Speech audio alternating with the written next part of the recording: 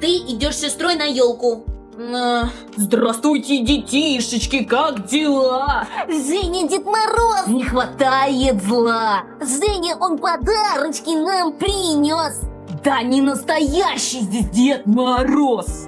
Да? А кто это, по-твоему? Какой-то мужик. У него белая борода. Это вата. Но у него пейджик. Дед Мороз. Ну тогда вопросов нет. Он настоящий. Фу.